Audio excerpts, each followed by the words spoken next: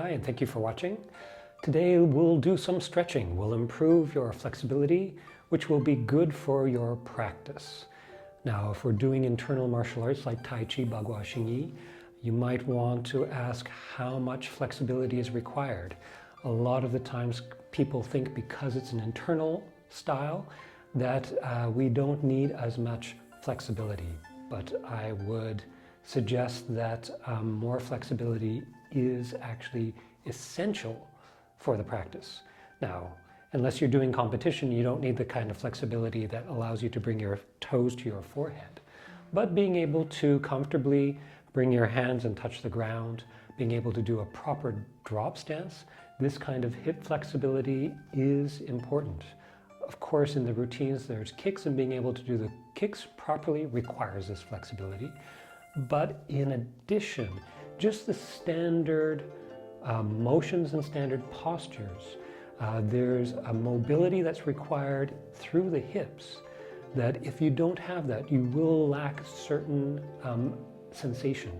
You won't be able to feel some of the dynamics in the movements and in the postures, in the routine, and there'll be certain things that you just won't be able to grasp in your practice. So this is why I really do encourage you to improve your flexibility, regardless of your age.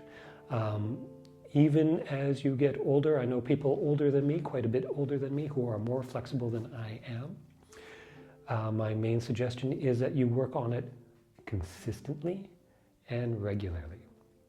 For the stretching we'll do today, first of all, I'm going to be using this ladder.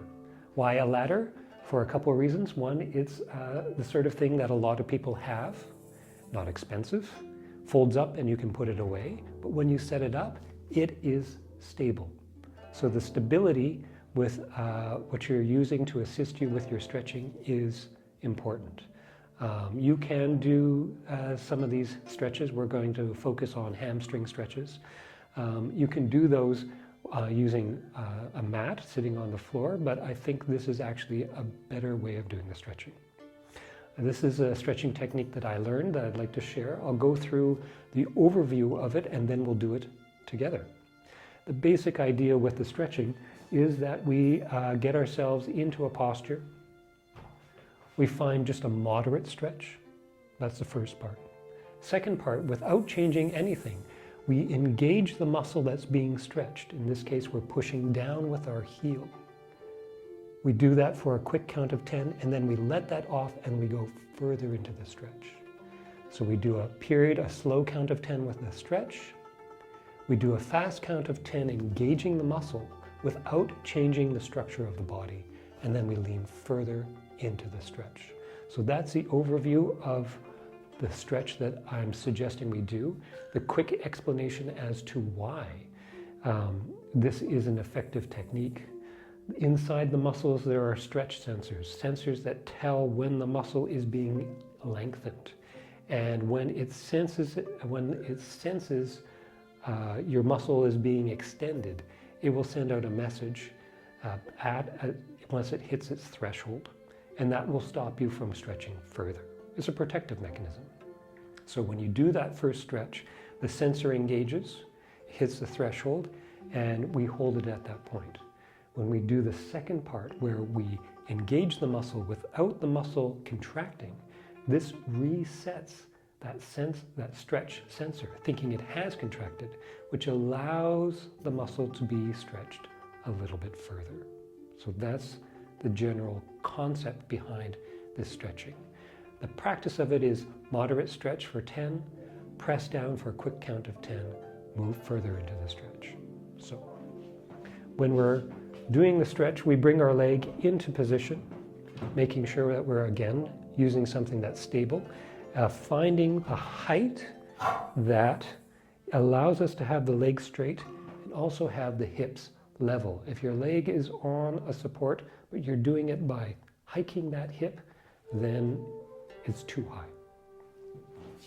Hips level, legs straight. When we're doing the stretch, it's not about grabbing and reaching with the fingers. I can reach through here, bending the upper back and not have any stretch happen through the hip or the hamstrings.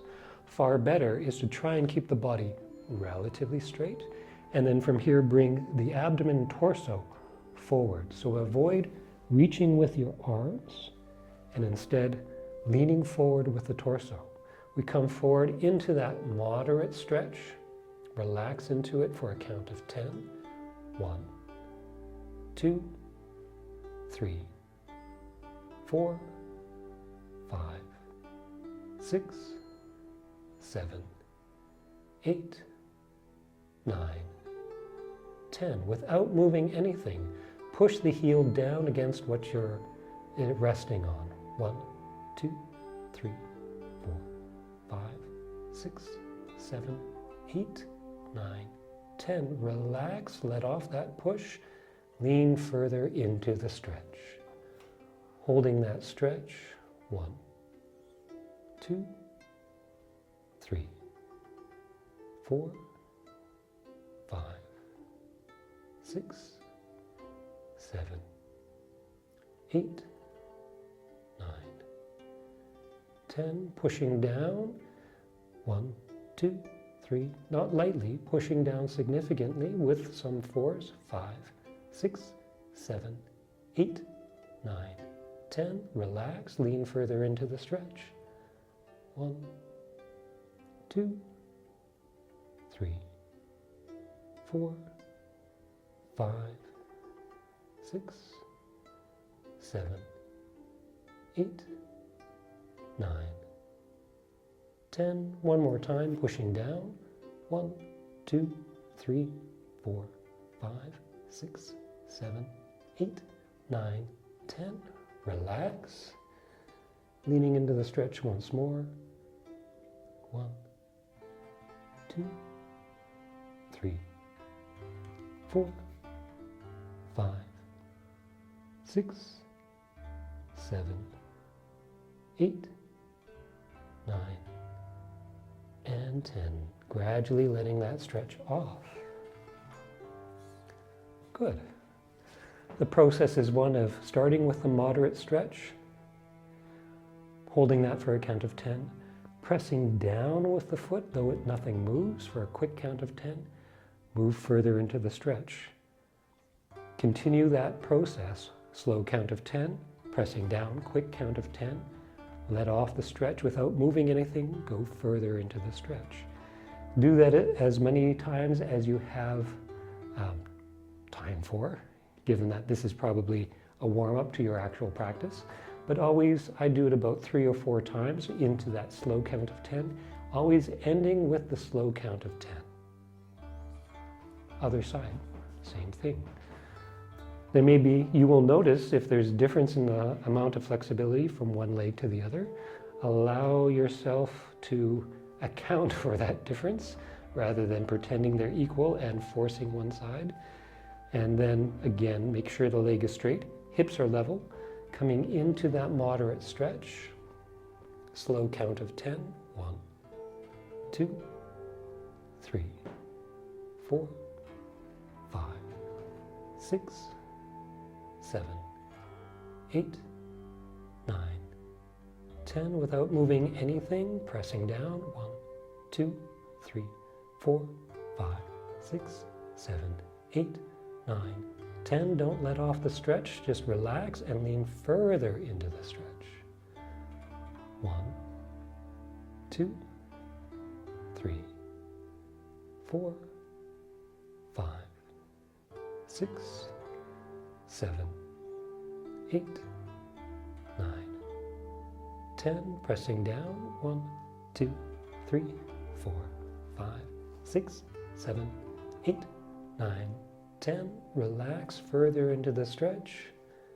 1, 2, 3, 4, 5, 6, 7, 8, 9, 10. Pressing down. 1, 2, 3, 4, 5, 6, 7, 8, 9, 10. Once more, relax into the stretch. 1, 2, 3, 4, 5, 6, 7, 8, 9, and 10. Gradually letting that stretch off. Good. Kick out the legs, swing the arms. So doing the stretch this way, we're working on just hamstring flexibility. We're doing it in an upright position, so instead of sitting on the muscles that we're trying to stretch, doing it on the ground, we are upright. And also, it's a little bit easier than doing this flexibility without some sort of assistance. But you can do that same stretch here. It's just that your head gets lower and lower and it's uncomfortable. So this way you get to keep your head up and get an increased quality of stretch without sitting on the muscles that you're trying to stretch. This is theoretically something you can use for any joint. Commonly, I'll use it not only for stretching in this position, but from this position here, turning the body so that we're going and stretching in this position here. Also very effective, useful for a drop stance. If you've gone to a massage therapist and they're working on your neck, often they'll do the same technique on the neck muscles by stretching, holding and say, press against my hand, and then stop pressing, and then they'll move the neck into a further stretch. Theoretically, you can do this technique with any of the joints. My suggestion, especially with a setup like this, using something stable, like a ladder, is this is very good for increasing flexibility into the hips. So thank you for watching. Keep training, keep practicing. Take care.